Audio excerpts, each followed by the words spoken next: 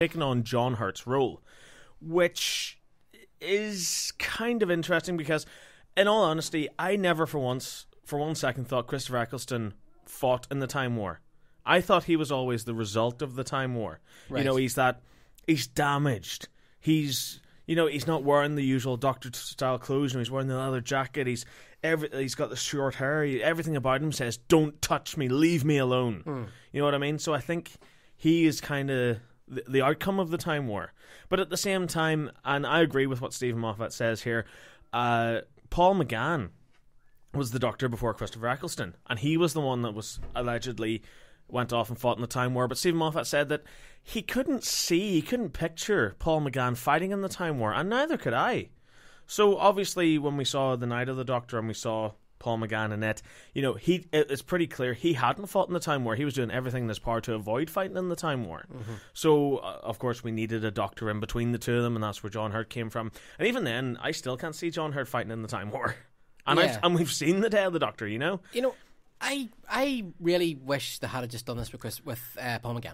Paul McGann, yeah. Because I know they did what did they call the short? The Night of the Doctor. Night of the Doctor. Yeah. And it was nice, and it was good to see him, and it was closure, because we now have all our regenerations. Yeah. But it's still it felt like lip service almost. It felt like, well done. Thanks for staying with us for all these years when you were doing Thanks for all the audiobooks. Yeah. And it still didn't feel like what he deserved. No. Even though it was nice. It was good. It was well done. But yes, it was. I still would rather have had him as why not? Why did they not have him as a bigger part of the Day of the Doctor? I would like to have seen that. Yeah, because he clearly returned. He clearly came to Wales and filmed that little short. Yeah, do that in the Day of the Doctor. You could have done that. He could have been. I think he would have worked. I would love to have seen him interact with Matt Smith and David Tennant. Yeah, I think he would have been brilliant. I think he would have been brilliant too. And in fairness to him, they didn't need John Hurt because they had Paul McGann there. Yeah, they could have made that role McGann's role. Yeah. Do you know? And I think the fans would have liked that even more if it had been McGann, or he's only going to be back for one more episode, it's going to be the Day of the Doctor, but he's going to get a good send-off. Do you know, fair enough. It was great to see John Hurt in the Doctor and he was role. really good. I loved John Hurt in it. But now we've screwed up the order of the Doctors and all this other nonsense, and the fanboys' heads have all exploded. Yeah. Yeah, and in all honesty, Paul McGann was my Doctor. Yes. Whenever I was growing up, I watched the Doctor Who TV movie. He was my Doctor. He's my first exposure ever to the show. So it would have been nice to have gotten more from him. Because we've got the audiobooks, we've got the comics and the books and all that other nonsense, all the expanded universe stuff. Yeah. But you know what? I would have loved to have seen a full TV series with him in it. It would have been brilliant. But of course, we didn't get that, and all we've got is obviously that little tiny Night of the Doctor short, and that was sort of it.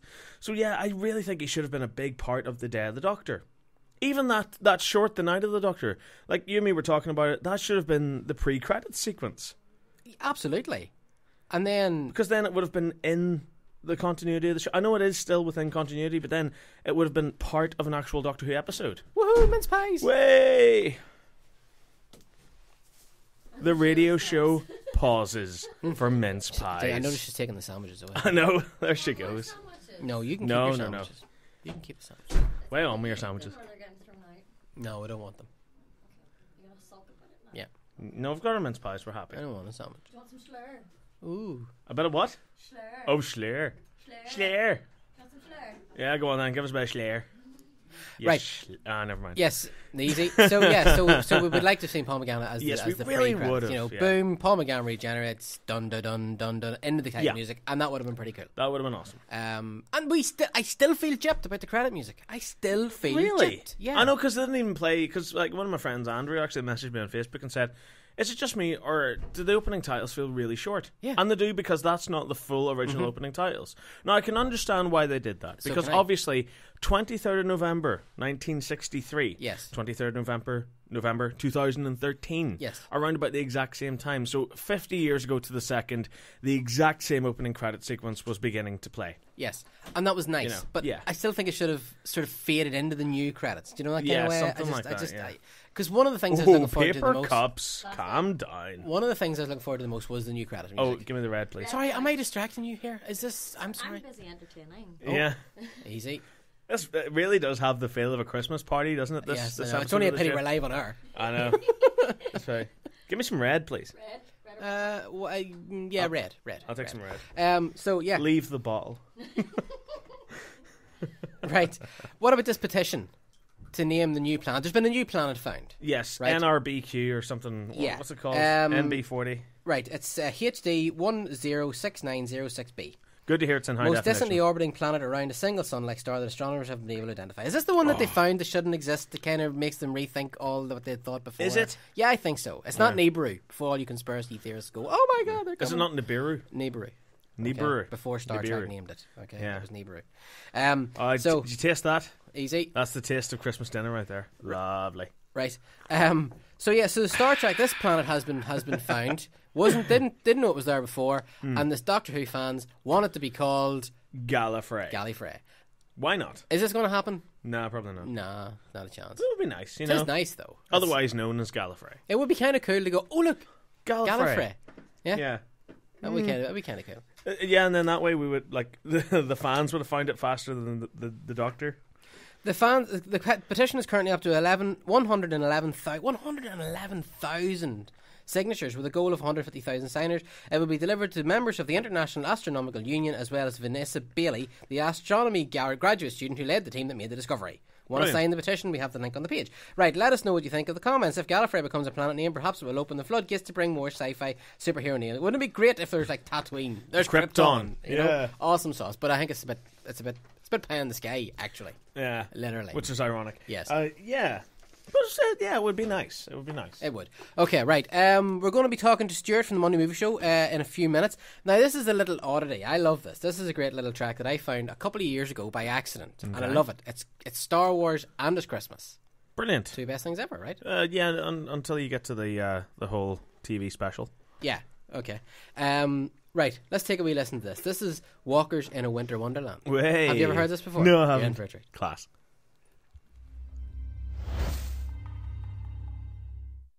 Echo bass, are you listening?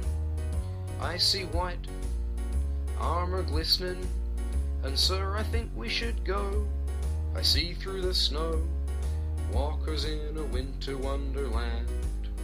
All I have to defend us are a handful of extras. I guess we'll give it a shot. I think we'll do squat to walkers in a winter wonderland. Here I am, a hapless rebel soldier, stuck here on a planet like a fridge. Don't think I'll be getting too much older.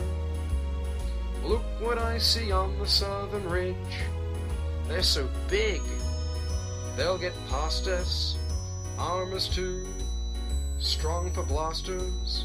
You know the zip we can do with gum on the shoe of walkers in a winter wonderland. We're all beaten, so retreat I'm calling. We're slaughtered by machines of giant size. Here and there the snow is gently falling, and so are all the speeder pilot guys. But they walk on for Lord Vader to the shield generator. All our defenses are flop, 'cause nothing can stop walkers in a winter wonderland. Yes, our defenses are flop, 'cause nothing can stop walkers in a winter wonderland.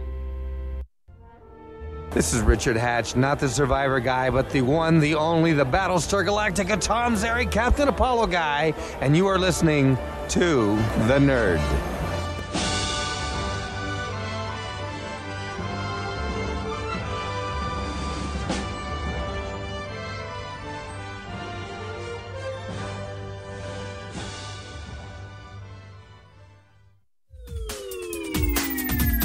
Hello there, and welcome to the Following the Nerd show. Now we're 30% more nerd. Although you can't actually tell that, can you? Unless you have some kind of nerd measuring device, which would just be weird.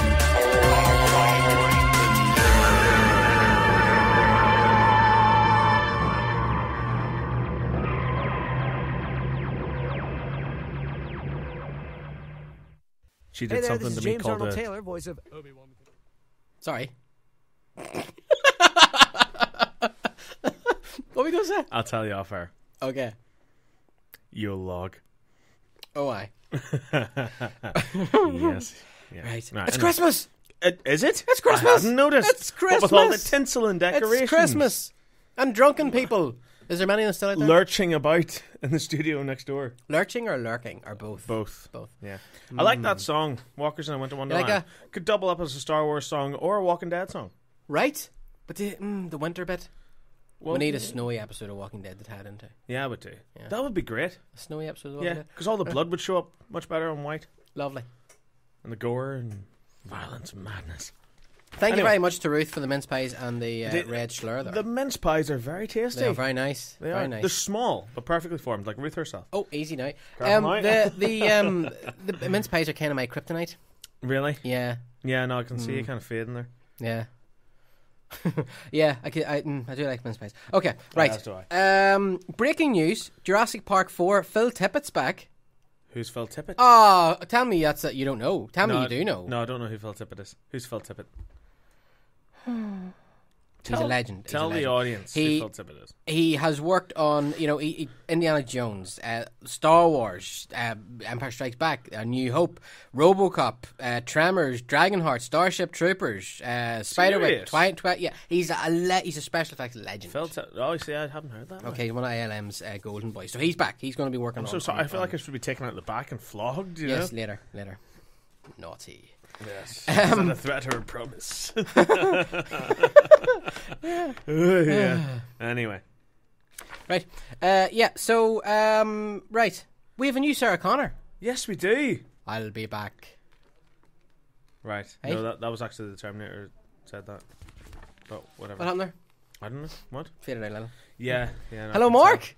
Yeah. Yeah. So, yeah, we have a new Sarah Connor. Now, Yeah. sorry. Go ahead. What were we going to say? No, I just said yeah. We reported on this weeks ago. We did, yeah. It was between this actress and Brie Larson. Yes. Who is off of 21 Jump Street, which is apparently a movie. Yeah. Have you honestly not seen 21 Jump Street? Yeah, I have. All right. It's quite good. Yeah, it's... I liked it. Yeah, so Amelia Clarke, Yeah. off of Game of Thrones, Yes. is now Sarah Connor. This is pretty exciting. It is. And we knew she was going to be Sarah Connor because, of course, Alan Taylor's directing the new Terminator movie, Terminator Genesis, which, of course, Alan Taylor is known for directing Thor the Dark World. But before that, he was known for directing many episodes of Game of Thrones, which Yes. starred Amelia Clarke. Yes. So, firstly, I think he's an amazing choice as a director. Me too. I do. I really think he's going to do great things because I- Thor 2, frankly, blew me away. That is one of my favourite Marvel movies now. Yeah. Easily. I love it. I love it. Yeah, I mean it's one of those things. Emilia Clarke, by the way, plays Daenerys Targaryen in Of Game of course, Thrones. yes. Any Game of Thrones fans will know, of course, she's the dragon lady. Okay, you need to watch Game of Thrones. I really do. I can't believe I'm saying this Hmm. because I was like, Game of what? It's pants. I'm really into it now. Really? So you need to watch that. But yeah, so I mean, Yeah, no, I really do want to start watching it. she's a great choice. She's a really, really good choice because she's very pretty, she's strong, she's sexy, she ticks all the boxes that Sarah Connor needs to tick. Easy Careful now. And I think she's a really, really good choice. So she's been confirmed. Now they're going to be looking for John Connor. Mm-hmm. The suggestion being they're looking for somebody in around the sort of mid to late 20s to play as John Connor. So we're guessing that there's going to be like a timeline clash or something where an older John and Sarah are going to fight alongside each other. Yeah. Or whatever. Because how old is Amelia Clarke? Actually, Because she looks quite young. 1987 she was born. So she's what, Right, okay. 26? So hang on. She's 26. Yeah, okay. Yeah. She's 26.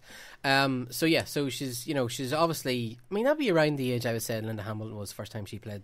Yeah. Sarah. But she's playing a 19-year-old. Right. So. Is she? Do we know this, yeah? Well, no, she was 19 in the original Terminator. Okay. So yeah, I know Amelia Clarke does look like 19. She looks like a Well, maybe like this a high movie. school girl, you know? Yeah, well, we know. Oh, easy. Now we know careful. that this movie is picking up. It's kind of like a reboot, but in the same way that Star Trek was, as in it exists in the same timeline universe. Yeah, it's a timey-wimey. rebooted continuity. Yeah. So I would imagine it's going to be more that she's older than Sarah was when we first met her in the Terminator. It's going to take place kind of between Terminator and Terminator 2. You know, that Right. kind of. Yes. When she's in the mountains, when she's training to become this incredible fighter, and Yeah, she's what do training you to become like? a dragon lady. What do you like? So yeah, so that's pretty cool. So now they're looking for a John Connor to fight alongside her. Okay, so new Sarah Connor, that's pretty exciting. Yeah, right. So should we call? No,